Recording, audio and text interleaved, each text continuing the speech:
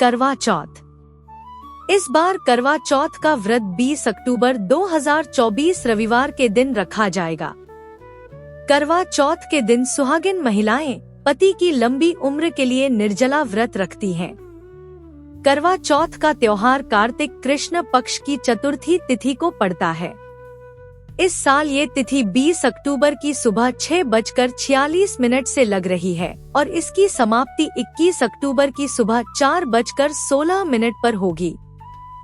करवा चौथ व्रत की शुरुआत सुबह सरगी के साथ होती है। ये सरगी सूर्योदय से पहले ली जाती है। महिलाएं शुभ मुहूर्त में सरगी खाकर अपना व्रत शुरू करती हैं। बता दें, करवा चौथ व्रत सूर्योदय से लेकर रात में चांद निकलने तक रखा जाता है। कब है करवा चौथ? चतुर्थी तिथि का प्रारंभ 20 अक्टूबर सुबह रविवार 6:46 से। चतुर्थी तिथि का समापन 21 अक्टूबर सोमवार सुबह 4:18 तक। करवा चौथ का पर्व इसलिए 20 अक्टूबर 2024 दिन रविवार को मनाया जाएगा। करवा चौथ मुहूर्त। करवा चौथ की पूजा का मुहूर्त शाम 5:46 से 7:02 तक है। इसके लिए आपको केवल 1 घंटा 16 मिनट का समय मिलेगा। करवा चौथ के दिन भद्रा काल सुबह 6:25 से लेकर 6:46 तक रहेगा।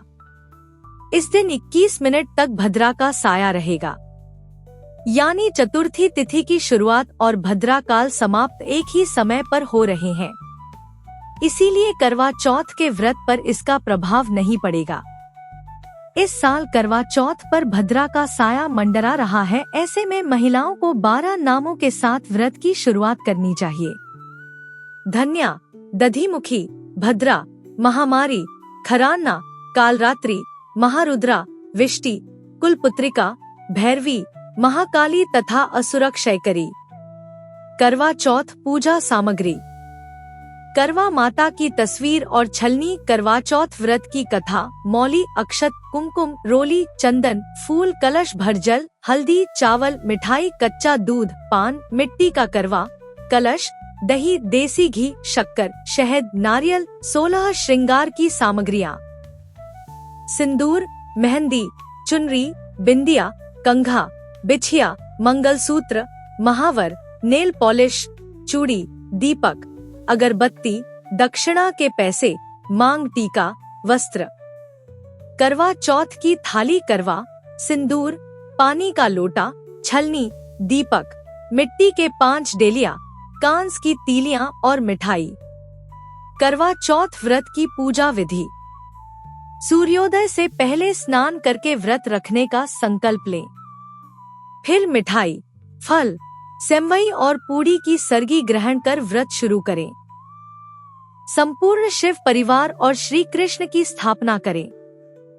गणेश जी को पीले फूलों की माला, लड्डू और केले चढ़ाएं। भगवान शिव और पार्वती को बेलपत्र और श्रृंगार की वस्तुएं अर्पित करें। श्री कृष्ण को माखन, मिश्री और पेड़े का भोग लगाएं। उनके सामने मोगरा या चंदन की अगरबत्ती और घी का दीपक जलाएं। मिट्टी के करवे पर रोली से स्वस्तिक बनाएं। करवे में दूध, जल और गुलाब जल मिलाकर रखें और रात को छलनी के प्रयोग से चंद्र दर्शन करें और चंद्रमा को अर्घ्य दें। इस दिन महिलाएं 16 श्रृंगार जरूर करें, इससे सौंदर्य बढ़ता है। इस दिन करवा चौथ की कथा कहनी या फिर सुननी चाहिए। कथा सुनने के बाद अपने घर के सभी बड़ों का चरण स्पर्श करना चाहिए। करवा चौथ की कथा। पहली कथा। एक साहूकार के 7 लड़के और एक लड़की थी। सेठानी के सहित उसकी बहुओं और बेटी ने करवा चौथ का व्रत रखा था। रात्रि को साहूकार के लड़के भोजन करने लगे तो उन्होंने अपनी बहन से भोजन के लिए कहा। इस पर बहन ने बताया कि उसका आज उसका व्रत है और वह खाना चंद्रमा को अर्घ्य देकर ही खा सकती है। सबसे छोटे भाई को अपनी बहन की हालत देखी नहीं जाती और वह दूर पेड़ पर एक दीपक जलाकर चलनी की ओट में रख देता है। जो ऐसा प्रतीत होता है जैसे चतुर्थी का चांद हो। बहन ने अपनी भाभी से भी कहा कि चंद्रमा निकल आया है, व्रत खोल ले, लेकिन भाभीयों ने उसकी बात नहीं मानी और व्रत नहीं खोला। बहन को अपने भाइयों की चतुराई समझ में नहीं आई और उसे देखकर करवा उसे अर्घ्य देकर खाने का निवाला खा लिया। जैसे ही वह पहला टुकड़ा मुंह में डालती है उसे छींक आ जाती है, दूसरा टुकड़ा डालती है तो उसमें बाल निकल आता है और तीसरा टुकड़ा मुंह में डालती है तभी उसके पति की मृत्यु का समाचार उसे मिलता है। वह बेहद दुखी हो जाती है। उसकी भाभी सच्चाई बताती है कि उसके साथ ऐसा क्यों हुआ। व्रत गलत तरीके से टूटने के कारण देवता उससे नाराज हो गए हैं। इस पर करवा निश्चय करती है कि वह अपने पति का अंतिम संस्कार नहीं करेगी और अपने सतीत्व से उन्हें पुनर्जीवन दिलाकर रहेगी।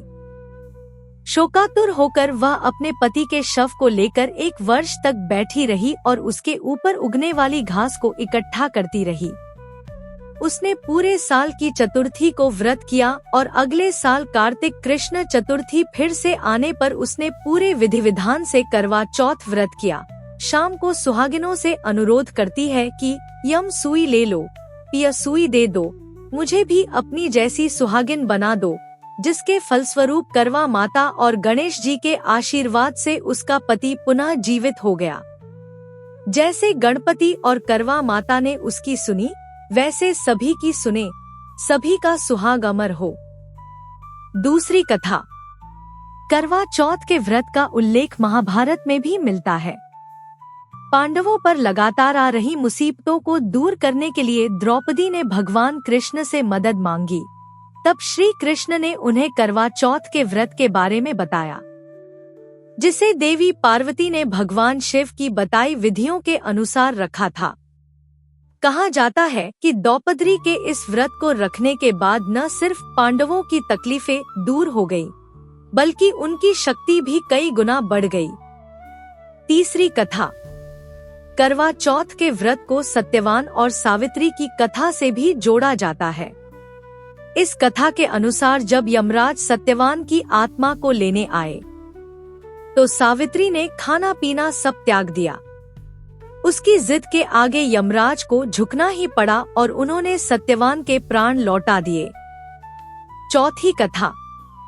एक समय की बात है कि एक करवा नाम की पतिव्रता स्त्री अपने पति के साथ नदी के किनारे के गांव में रहती थी। एक दिन उसका पति नदी में स्नान करने गया।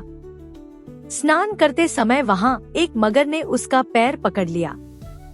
वह मनुष्य करवा करवा कह के अपनी पत्नी को पुकारने लगा। उसकी आवाज सुनकर उसकी पत्नी करवा भागी चली आई और आकर मगर को कच्चे धागे से बांध दिया। मगर को बांधकर वो यमराज के यहाँ पहुंची और यमराज से कहने लगी, हे भगवान, मगर ने मेरे पति का पैर पकड़ लिया है, उस मगर को नरक में ले जाओ। यमराज बोले, अभी मगर की आयु शेष है, आता मैं उसे नहीं मार सकता।